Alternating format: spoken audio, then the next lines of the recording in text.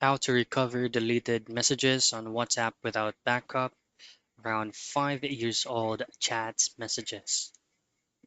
Now, the process that I'm going to be showing right now is the most convenient way of doing this. First of all, just simply open up your My Files or your file manager. Now, just simply head into the magnifying glass and type in WhatsApp. From here, you can choose either WhatsApp or com.whatsapp. Go into the WhatsApp folder, databases, here. So these messages right here are all your messages history, the one that you have from the old account up to the latest.